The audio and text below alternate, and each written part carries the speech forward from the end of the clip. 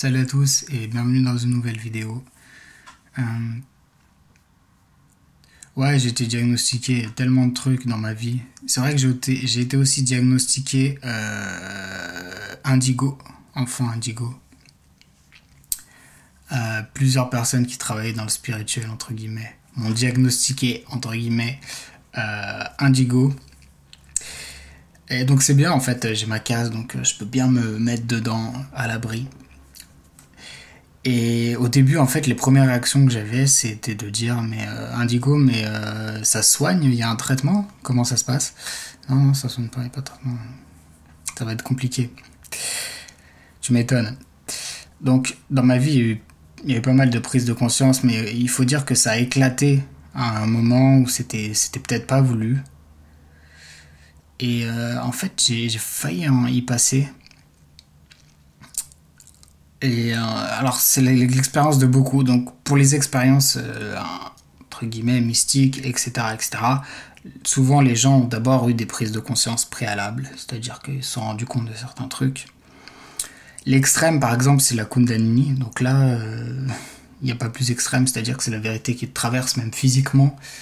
Et tu es en face d'une vision qui est insupportable pour toi en tant qu'être humain incarné et qui est pas forcément au niveau de l'être humain et qui est au-dessus, et donc il y en a qui disjonctent. C'est pour ça il y a c'est pas, je sais pas si c'est une légende, mais enfin il y a des gens qui disent qu'il y a des personnes qui sont en hôpital psychiatrique après une Kundalini, et ça m'étonne pas, faut vraiment être bien attaché pour ça.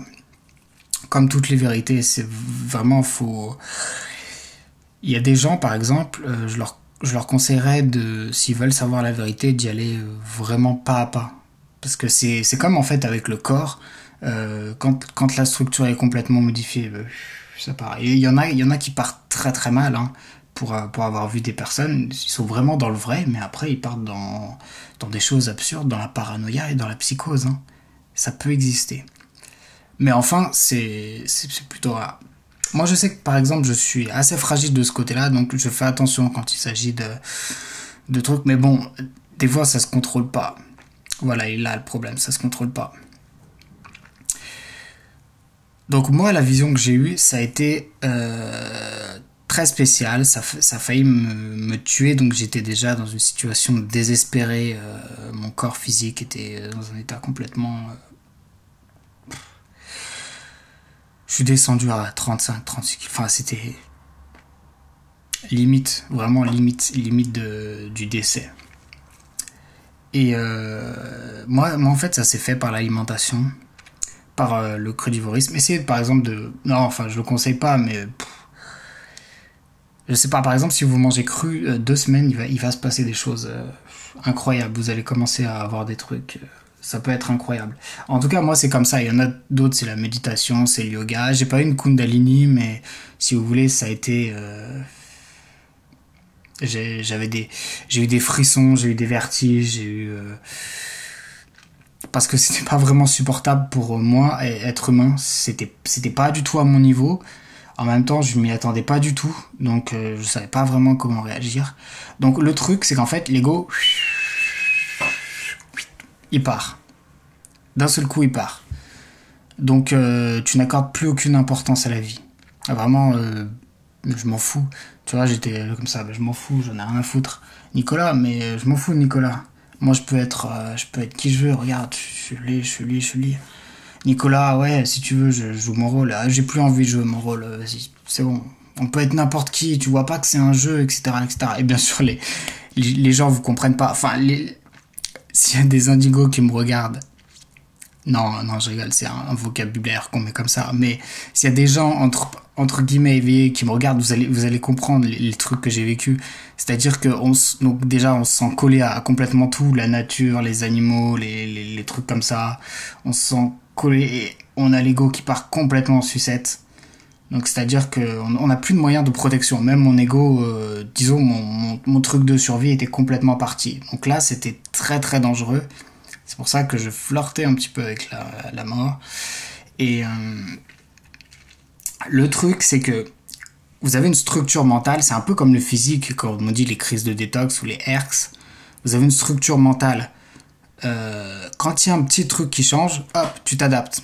Il y a un autre petit truc qui change, hop, tu t'adaptes comme ça. Là, tu t'adaptes, et ça peut avancer, ça peut avancer. Mais quand tu as une structure et que tu as complètement tout qui s'effondre, tu te dis, mais comment je fais? En plus, tu voudrais comparer avec ce qu'il y avait avant, mais il y a aucun élément de comparaison. Tout s'est effondré, tout est différent. Tu peux même plus comparer. Alors tu es là, comment on fait? Et donc c'est là, et tu tombes nez à nez avec la vraie vérité. Vraiment, c'est quelque chose. Alors, les symptômes, ça a été des frissons, ouais, des frissons, ça a été je suis tombé en fait dans plusieurs trucs, et c'est vrai que à prendre du recul, ça s'approchait d'une pathologie mentale, finalement, effectivement. C'est-à-dire que quand tu es complètement désincarné, donc certains vont vous dire vous avez le premier chakra qui est complètement... D'autres vont vous dire vous avez un pied de l'autre côté. J'ai un peu tout entendu. Quand tu as ce genre de truc qui se passe, tu peux vraiment finir très très très mal. C'est pour ça que moi, j'espère vraiment de tout mon cœur ne jamais avoir de Kundalini, parce que je sais que je suis pas fait pour ça. Je suis pas du tout assez puissant pour ça. Il faut revenir à notre pauvre condition d'humain dans notre petit corps physique d'humain. Et il y en a qui ont eu des Kundalini, j'en ai parlé, qui ont supporté. Bah écoutez, chacun avance à son rythme, je pense. Et le problème, c'est que la vérité, certains en sont morts. La vérité est mortelle. Vraiment, quand on a ces visions-là, donc sans parler de la Kundalini, les gens qui voient plusieurs dimensions, alors là, ouais, là c'est encore plus, hein, là c'est, tu trouves plus qu'à une autre réalité, et là c'est vraiment, à côté le cinéma de 3D c'est la Game Boy, hein, on est d'accord. Donc voilà, quand tu passes par des choses comme ça peut être totalement terrifiant. Et donc je n'ai pas rencontré de personnes, si vous voulez, pour qui ça ait mal tourné, mais j'ai entendu des histoires comme quoi il y a des gens qui vraiment en sont morts, vraiment, ou alors ont fini en HP très mal avec du délire complet, quoi. Donc ça peut faire très mal de se prendre la vérité en pleine tête. Et donc quand tu vois ça, d'accord, vous allez très bien comprendre ce qui est passé par des trucs comme ça ou apparentés. Ben, tu vois que tout ça, c'est complètement un jeu, quoi. Mais t'as envie de dire aux gens, mais arrête de jouer. Enfin, quand tu vois les émotions, arrêtez de jouer à ça. Ou quand tu vois, et à la limite, tu peux te mettre dans la peau de n'importe qui. Et donc tu te dis à la limite, bah moi on s'en fout, tu vois. Lui, bah tu comprends tout le monde aussi. Donc comprends tout le monde. Que ce soit les êtres très très gentils, très très évolués, que ce soit vraiment le bas du bas. Voilà, tu comprends tout le monde, quelque part tu es tout le monde. Et voilà, tu as une certaine vision de, comme on dit, la source. Alors c'est vrai que j'emploie du vocabulaire, bah, j'emploie le vocabulaire que j'ai appris. Mais si vous voulez, chacun pourra poser les mots sur ce qu'il voit. Donc la vérité peut faire très mal. Voilà, quand on voit les manipulations des religions, comment les gens se manipulent avec les non-dits, avec leur inconscient, et quand tu es capable de voir ça, sans compter les gens qui ont vraiment de la clairvoyance ou des trucs comme ça, il y a des gens qui peuvent vraiment détecter les mensonges des autres à 2 kilomètres. Donc ça, c'est insupportable. Il y en a qui ont réussi à s'en débarrasser. Enlevez-moi ça, je veux pas savoir. Parce que c'est insupportable. Et après, ça peut partir dans les pathologies psychiatriques très graves. Donc voilà, il faut pas jouer avec la vérité. Il y en a qui ont tenté la vérité. Et franchement, moi par exemple, je sais que je suis très fragile au niveau psychologique. Donc je sais que la vérité, je la prends à dose homéopathique. Ça veut dire pas que je suis dans le mensonge, ça veut dire que je prends les informations vraiment à dose homéopathique. Parce que quand tu ouvres complètement ta conscience, que tout s'écarte et que tu vois tout ce cirque humain, c'est épouvantable. C'est épouvantable. C'est magnifique d'un certain côté, mais c'est épouvantable. C'est épouvantable. Alors après, ça peut être relié bien sûr à d'autres choses, mais dans un cadre un peu plus restreint, par exemple quand on se rend compte de scandales alimentaires ou de trucs comme ça, ou vraiment quand on met les pieds dedans, moi je mets plus les pieds dedans là-bas. Je sais que les vaccins c'est pas bon, le truc c'est pas bon, ça il y a eu des trucs, mais quand je vais vraiment là-dedans, surtout pour quelqu'un d'hypersensible, c'est tellement dur et on peut tellement ressentir la peine de l'autre que on dit la vérité, je la veux de loin et je ne peux pas trop m'en approcher. Et physiquement, il y a des gens qui se sont rapprochés de la vérité. Ils l'ont payé le prix cher et vous le savez très bien. Les gens qui ont essayé de soigner par exemple par des méthodes alternatives, ça c'est des vérités. Hein. Vraiment, ils ont payé le prix cher. Ou en tout cas, ils ont enduré des choses très difficiles toute leur vie. Je ne dis pas que c'est tout le temps, je dis que c'est quand même récurrent. Donc, et aussi, il y a certaines personnes qui peuvent encaisser des certains nombres de vérités, et il y a d'autres personnes qui peuvent pas encaisser, et il y a des personnes qui peuvent encaisser, mais après, elles partent dans des délires. Alors j'ai déjà vu ça, c'est dommage. Moi aussi, pour vous dire, des fois, je me sentais partir un peu dans un délire, et j'étais là, je me recadre.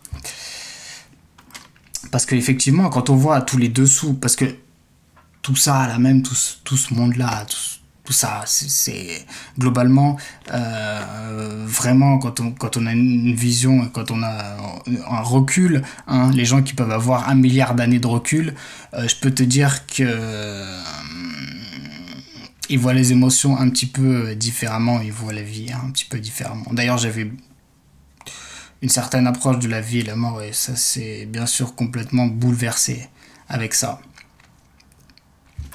Donc voilà, et c'est pour ça que j'aimerais avertir les gens, sincèrement, les gens qui veulent s'éveiller, imaginez votre réveil comme un changement alimentaire par exemple. Si tu veux devenir pranique du jour au lendemain et que tu arrêtes de manger pendant quelques jours, il y en a qui se sont amusés à ça, ils sont morts, d'accord? Donc tu pourras devenir pranique, peut-être, mais dans 5 ans, dans 10 ans, dans 15 ans, dans 40 ans, selon ton évolution. Pour l'éveil de la conscience, j'aimerais dire c'est un peu pareil. Alors il y en a, ça dépend, vraiment ça dépend, il y en a qui sont capables de tout prendre dans la gueule une bonne fois pour toutes, disons la majorité des trucs, parce qu'on ne sait jamais vraiment tout, mais si tu veux, ils ont la vision, ils ont vraiment le recul, ils ont tout qui est explosé, vraiment, ils ont l'arbre qui s'est déplié devant eux. La réalité, ils voient que c'est un peu du carton, que les gens, les trucs, voilà, et donc il y a des gens, ça va. Mais une bonne partie des gens, ça va être trop dur à accepter. Surtout si on est malade ou surtout si on est hypersensible. Pour un hypersensible comme moi, parfois c'est une torture. Donc ça veut pas dire que je choisis le mensonge, mais ça veut dire que les informations à dose homéopathique, vraiment à petite dose, sinon je vais exploser, ça va finir très mal. Voilà. Alors voilà, c'était pour prévenir les gens. C'est vrai que la Kundalini, après, c'est un peu quelque chose d'extrême qui n'est pas souhaitable pour 9 personnes sur 10, quoi.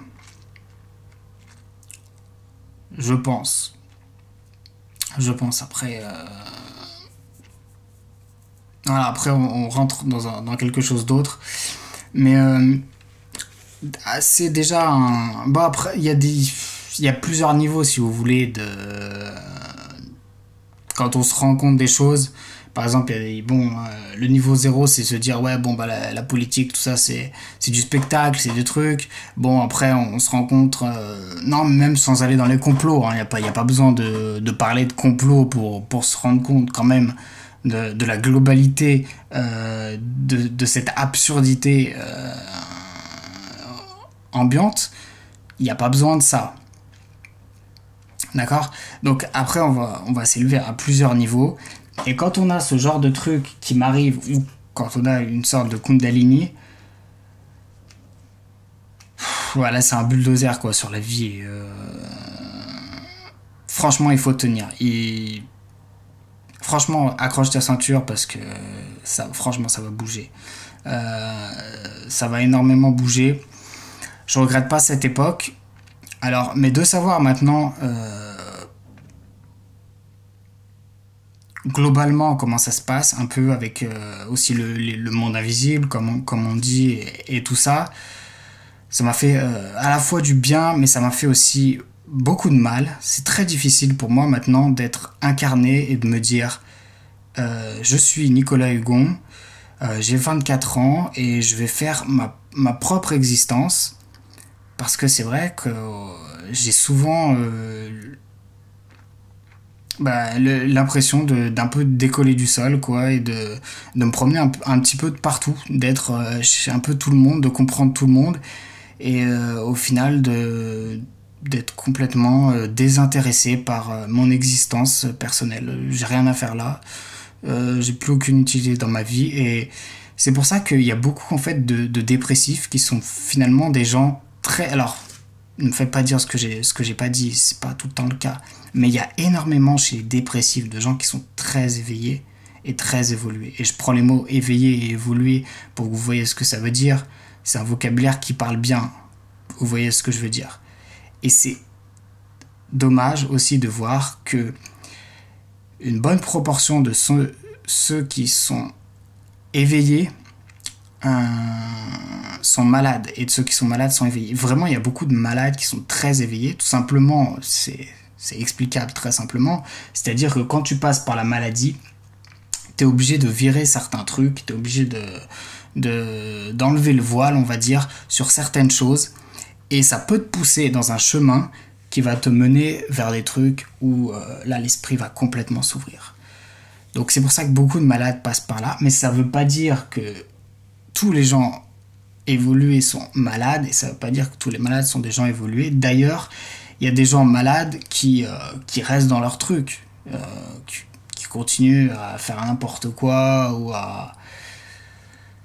Bon, voilà, donc aucune généralité là-dessus, mais c'est quelque chose qui est vraiment dommage. Mais c'est pour dire que la vérité, il faut savoir limiter les doses, il faut savoir quel dosage de vérité on est capable de supporter, parce que des fois, croyez-moi que ça fait bouger tellement de choses dans notre structure que y a plus de capacité adaptative du cerveau voilà, et notre incarnation part complètement en sucette.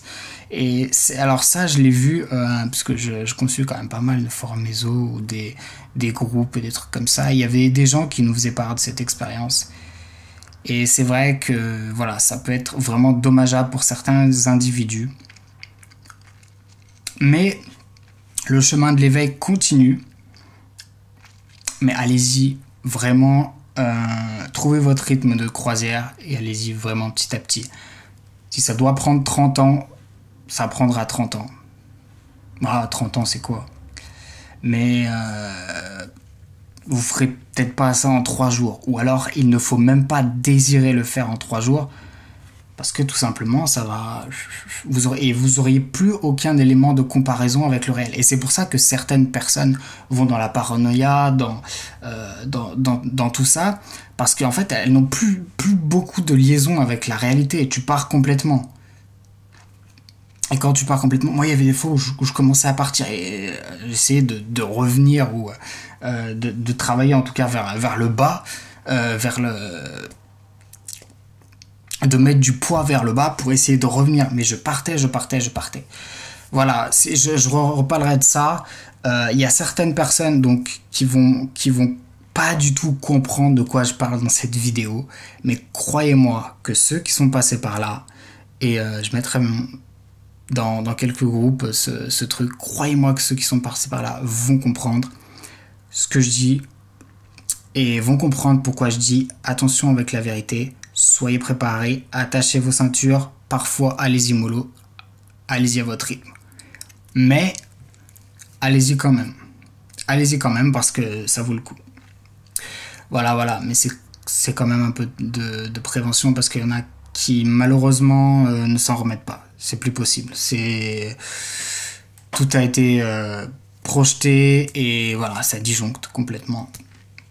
Et donc parfois ce n'est pas souhaitable. Et parfois il faut savoir rester aussi dans notre zone de confort, dans notre petit confort et essayer de ne pas faire de bêtises et d'avancer petit à petit vers le chemin,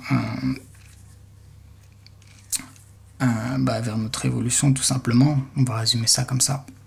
Voilà, j'en reparlerai. Là, c'était juste une petite vidéo improvisée. Je vous souhaite une agréable après-midi, soirée, matinée. Et je vous dis à très bientôt pour une nouvelle vidéo. Allez, ciao!